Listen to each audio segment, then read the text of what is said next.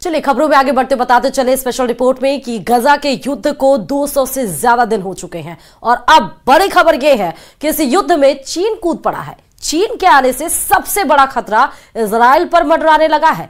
चीन ने फिलिस्तीनियों के दो गुटों हमास और फतह का आपस में समझौता करा दिया है।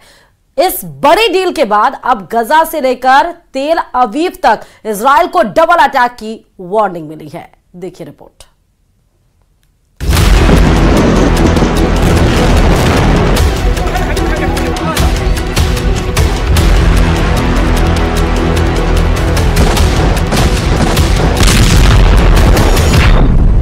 गाजा युद्ध में कूदा चीन, अब फंस गया इजराइल।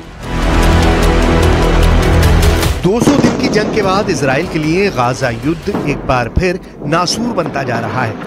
हालात ये हो गए हैं कि अभी तक गाजा पट्टी को पूरी तरह से कब्जे का प्लान पूरा भी नहीं हुआ है और इधर गाजा से सटे रफा में इजरायली सेना ने बहुत बड़ा ऑपरेशन शुरू कर दिया है। पिछले 15 दिनों के अंदर इजरायली सेना ने रफा में 2 जबरदस्त और बेहद खूनी हमले किए हैं, जिससे सबसे ज्यादा फिलिस्तीनी महिलाएं और बच्चे मारे गए हैं।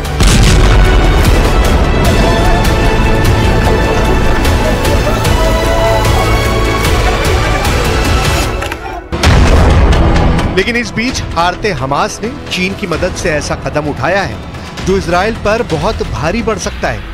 दावों के मुताबिक गाजा युद्ध में एक तरह से चीन कूद पड़ा है और चीन ने अब हमास के लड़ाकों और फिलिस्तीन में मौजूद फतह समर्थकों को एक साथ एकजुट कर रहा है ताकि गाजा युद्ध में हमास के लड़ाकों और फिलिस्तीनियों को बचाया जा सके। हम आपको बता दें कि इजराइल के 2 दुश्मनों की चीन ने दोस्ती करा दी है। हमास और फतह अब मिलकर इजराइल का मुकाबला करेंगे। हमास फतह एक साथ, रफा में डबल अटैक। 应中方邀请，巴勒斯坦民族解放运动和伊斯兰抵抗组织代表日前来京磋商，就推进巴内部和解、深入坦诚对话。हम आपको बता दें कि फिलिस्तीन में 2 गुट हैं जो फिलिस्तीनियों के हक के लिए जंग कर रहे हैं। ये हैं फिलिस्तीनी समूह फतह और हमास। फिलिस्तीनी समूह फतह और हमास लगभग 2 दशक से एक दूसरे के कट्टर दुश्मन रहे हैं, लेकिन अब चीन ने इजराइल के खिलाफ फिलिस्तीनी समूह फतह और हमास को एक साथ ला दिया है। दोनों को इजराइल के खिलाफ एकजुट कर दिया है। चीनी विदेश मंत्रालय के प्रवक्ता लिन जियान का दावा है कि फिलिस्तीनियों की खातिर फतह और हमास ने दुश्मनी भुलाकर एक दूसरे से हाथ मिला लिया है ताकि इजराइल के हमलों का मुकाबला गाजा और रफा में किया जा सके। أما بالنسبة للي بنسمع عن فتح وحماس وبصير اتفاقيات والاجتماعات في الصين وشيء، أنا بتمنى يا رب، أنا مع الصين يا رب إنها توقف جنبنا وتسندنا، إحنا غلابة برضه بدنا نعيش. نأمل أن يبنى على ما تم الاتفاق عليه سابقا في هذه اللقاءات وأن نبدأ صفحة جديدة خاصة في ظل هذه।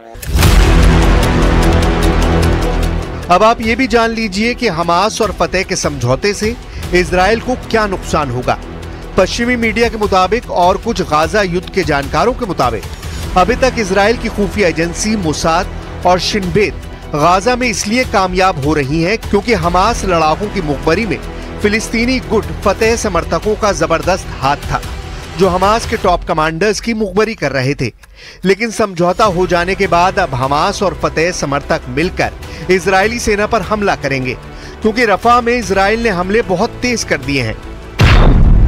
जरा इस एनिमेशन से समझिए क्यों रफा में इजरायली ऑपरेशन को खूनी युद्ध कहा जा रहा है। गाजा पट्टी के दक्षिणी शहर रफा में इजराइल बड़ा ऑपरेशन करने जा रहा है जिसकी वजह से 23 लाख की आबादी वाले इस इलाके में भयानक खून खराबा होगा। यहाँ हमास के लड़ाकों से ज्यादा आम इंसान मारे जाएंगे। 15 दिन के अंदर इजराइल की आईडीएफ ने रफा में भीषण हमले किए हैं जिसमें लगभग 50 के करीब फिलिस्तीनी मारे गए हैं। अब रफा में दुनिया वो खूनी मंजर देखने जा रही है जिसकी कल्पना करना भी मुश्किल है। चीन बेशक हमास और फतह के बीच समझौता करा चुका हो, लेकिन जमीन पर चल रही जंग में इजराइल को हराना जरा भी आसान नहीं है। गाजा पट्टी में 35,000 से ज्यादा फिलिस्तीनी मारे जा चुके हैं।